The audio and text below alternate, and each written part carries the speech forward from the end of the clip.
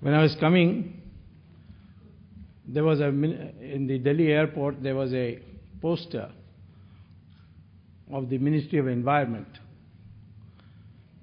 in which it said, "Beware, the tiger is becoming extinct."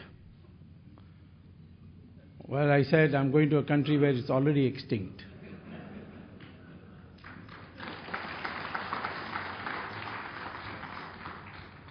I must say that the victory of the government of Sri Lanka over the terrorist organization called the LTTE is a historic landmark in the history of the world,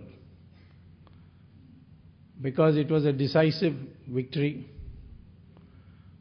There have been terrorism in other parts of the world where compromises have been made. Yet governments after governments have committed themselves to what they call a zero tolerance for terrorism. But Sri Lanka ultimately made the sacrifice to bring it to an end. And as a consequence, we in India, I would say most Indians, if not all Indians, most Indians are pleased with this development, grateful to the government of Sri Lanka, because for us also, the LTT was a problem. One of our former prime ministers, in his young age, in his 40s, was assassinated by the LTT.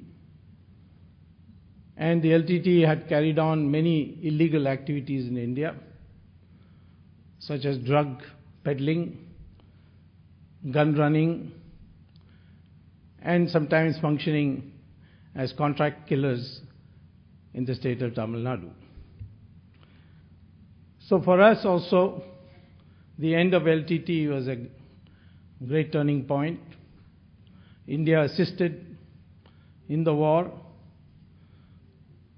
and I think that India will continue to assist more and more in whatever way the government of Sri Lanka wants. This conference is in fact extraordinary. It's probably one of the best organized conferences I've ever attended in my life, and I've attended many. And to see such participation, it's extraordinary. I would like to concentrate on the question of reconciliation. But I would like to say that let not this victory over terrorism be diluted by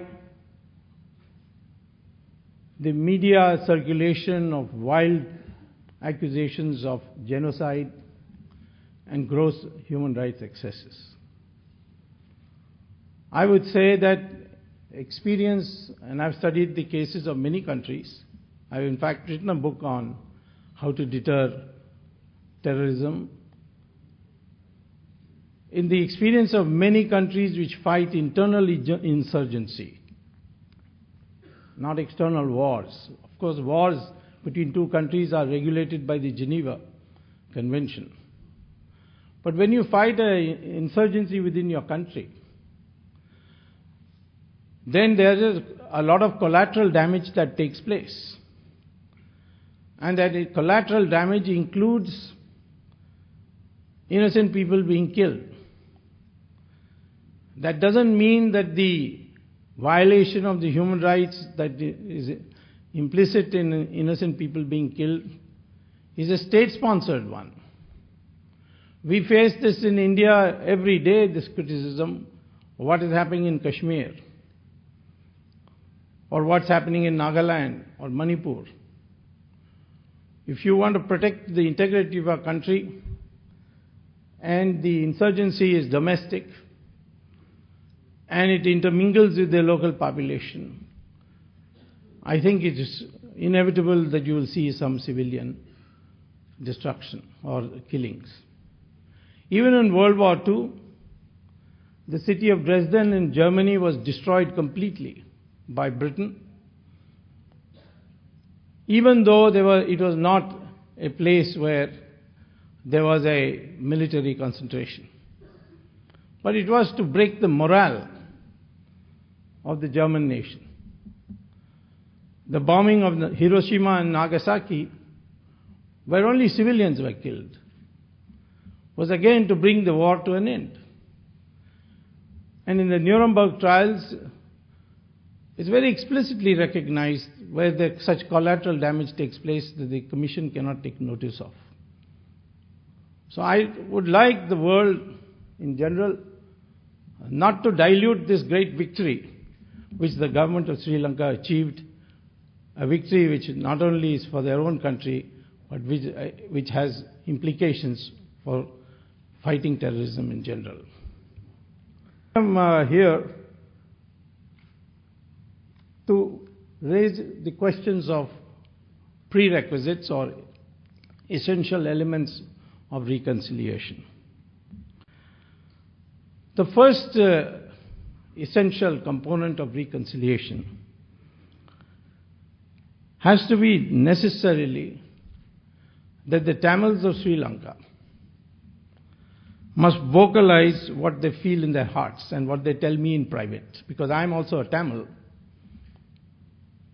Of course, the pro-LTT Tamils don't recognize me as Tamil, but that doesn't matter. I don't recognize them as humans.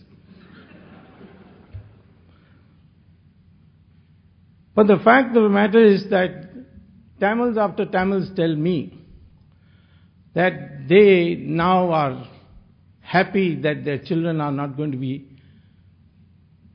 forcibly recruited by the LTT, that they can go to school and colleges, that their their paycheck is not sliced by extortion, that there is no uncertainty. They are, of course, they are not fully satisfied. They want certain expressions. They want to feel that they will not be marginalized in society, because there has been a portrayal, and partly mostly by the LTT spokesman and their apologists, that this is a war between Sinhalas and the Tamils, and the Tamils lost. So there is a concern on the question of marginalization. But nevertheless, they all acknowledge that it is a breath of fresh air that they are now breathing. And they want this to continue. They don't want this fighting to resume.